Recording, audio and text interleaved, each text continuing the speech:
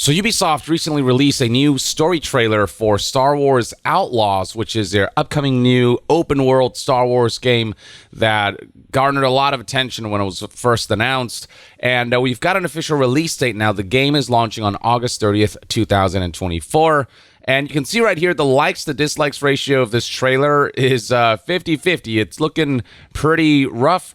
As for the trailer itself, I think it looks kind of neat. I think there's a lot of potential here, though whether that's realized or not obviously depends on how the game launches, whether this will be just another kind of classic Ubisoft game with the same old structure that kind of has Ubisoft falling behind compared to some of the more accomplished open world games these last few years, or if this will genuinely feel like a big step up when it comes to how Ubisoft develops and releases games.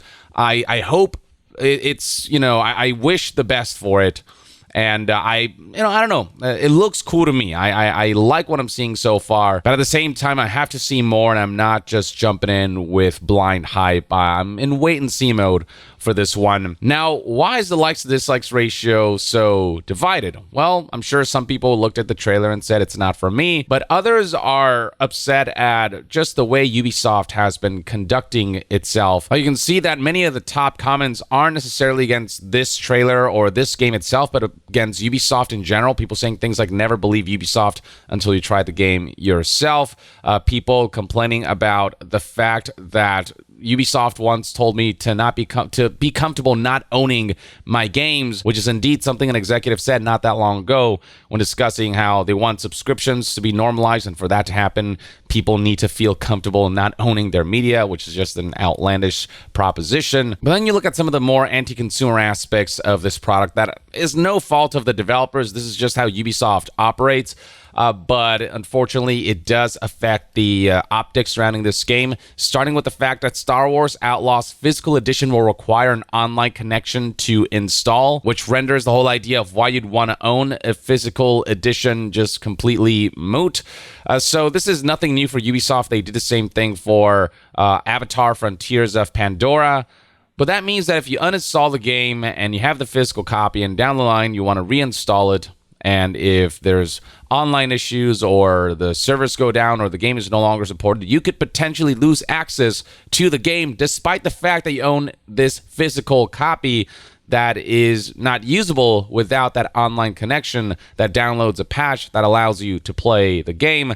So this is already just, obviously for game preservation, it's already not a good look. And then you look at the fact that this game is being sold in multiple editions and what they're selling through these editions and at what price point some people are finding to be quite outlandish. So you got the $70 base game that comes with the base game and the pre-order bonus, which is some cosmetics if you're into that. And then if you go up by $40, you get the $110 gold edition that comes with the base game, the pre-order bonus, as well as the 3 days early access, which is one of my most abhorred practices that I see game publishers execute, which basically says you get to play the game on time if you spend more money on this game. They advertise it as early access. What this really is playing it on time, whereas anyone who doesn't pay $40 extra will play it late. Will play it 3 days later with the potential of being spoiled on the story. There's no equality here. The people who pay more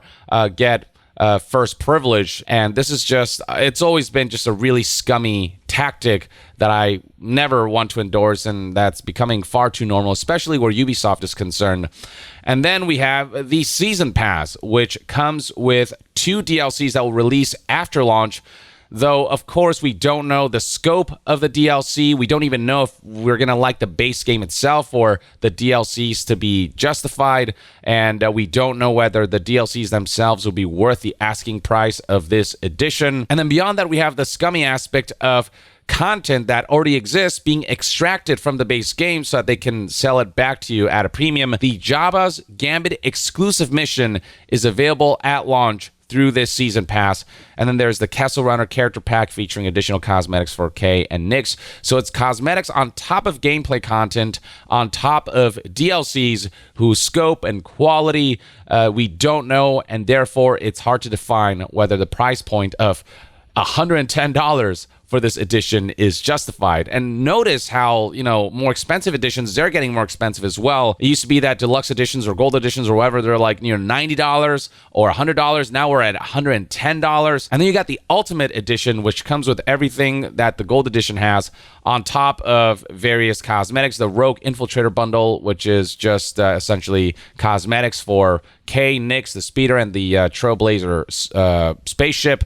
We got this bundle right here, which is also just more cosmetics, and then a digital art book, which comes at an extra premium price of $20 more than the gold edition for a grand total of $130. That is a lot of money for content that does not feel worth that kind of price point. And this is where game executives and publishers and companies lose me when they say that games are so expensive to make and they haven't gotten more expensive, on top of the fact that the base game, the base price point, has gotten $10 more expensive from $60 to $70. You've got these editions that lock all this stuff behind a paywall that does not feel justified, behind a pretty premium additional price point for early access and season passes for things that we know nothing about. And this does not favor them when it comes to their argument of games are too expensive to make. We need to charge for monetization elements. And that's another thing. Does this game have an in-game store? I'd be willing to bet money that Star Wars Outlaws does have some microtransactions in the form of cosmetics or items that, like Assassin's Creed did, where if you spend real money on them, it reveals the locations of certain things through icons on the map. Basically, cheat codes and accessibility features that they sell back for a price point. That's kind of what Ubisoft has done with many of their single-player, campaign-driven experiences. And I don't see why they wouldn't do that again with this, because it's Ubisoft we're talking about, and they're going to try to justify this as, it's optional, they're time savers, whatever. Yeah, well, once upon a time, those things were available as just cheat codes or as accessibility options for free.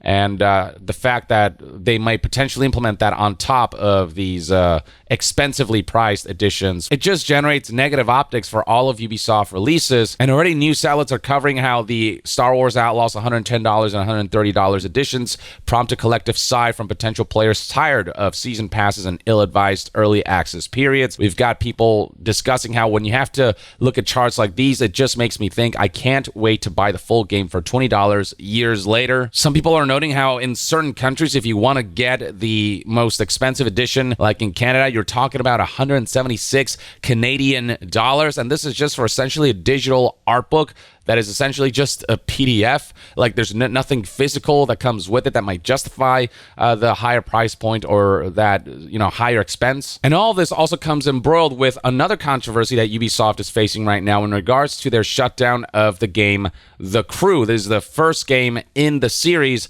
that you may recall was launched as an always online game, even though there was no necessity to do so, or I'm sure there are ways to not make it always online. But the explanation behind why this was made always online, according to the developer, is that essentially they took the World of Warcraft approach of trying to make this feel like an MMO, like the players are always connected. But that also means that if, servers go down, which is what has happened recently, then you cannot access that game. And so people who bought this game, which ranges in the 12 million players who bought The Crew, they're now finding that this game that, yes, maybe they're not playing as often or is old or whatever, but they still bought, is no longer in their library. It has essentially been taken from them. This is essentially just robbery that can be done by companies in this digital era when you purchase digital products. Hell, even if you bought a physical copy, because The Crew is server dependent, its shutdown meant that players who bought the game, believing that they own this physical piece of media,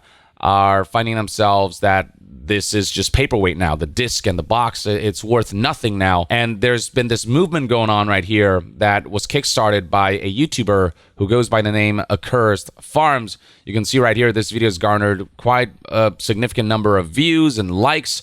And this essentially just kind of highlights the issue of how game preservation is struggling right now, how a very small percentage of games released throughout gaming history has actually been preserved and is accessible in an official capacity. And he's calling on people to reach out to their local government to look into this issue and to essentially try to stop this or force companies to take actions that ensure that games are preserved and people have access to the things things that they bought, that they spent money on. So right here we have StopKillingGames.com, and The Crew, Ubisoft's The Crew, is sort of at the center of this, but it's not just about The Crew. It's about game preservation in general. So right here, the video game The Crew, published by Ubisoft, was recently destroyed for all players and had a player base of at least 12 million people.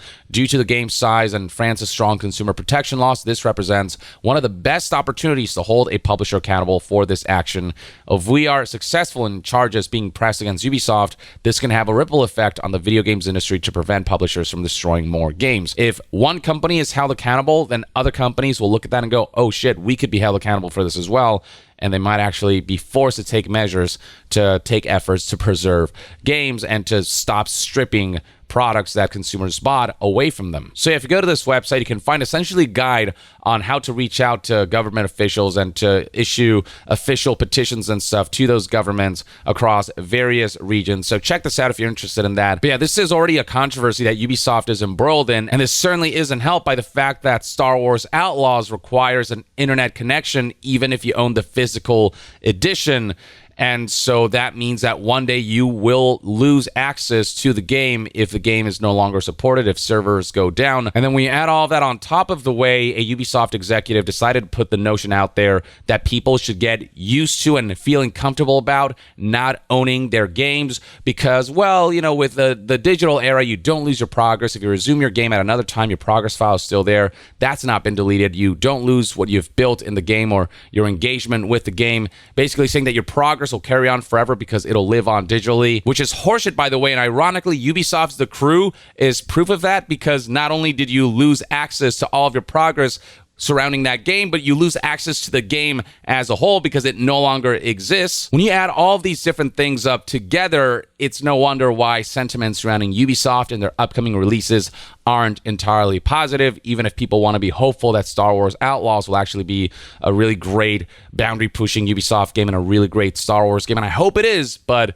yeah, the negative PR surrounding Ubisoft right now is certainly understandable based on the way they're conducting themselves with certain corporate publisher practices and some of the things that they've said in recent months and years. And that, ladies and gentlemen, is everything you need to know about the current situation surrounding Star Wars Outlaws and just the general negative sentiments surrounding Ubisoft. Let me know in the comments below what your thoughts and opinions are on Star Wars Outlaws, the story trailer, and the gameplay they showed off some time back. And if you're looking forward to this game, and if you have high hopes for this game, are you more trepidatious about it, or are you just not expecting it to be your type of game? Share your thoughts in the comments below, and to be further updated on all things gaming news, reviews, and discussions, stay tuned right here on Young Yeah. I'll see you guys next time.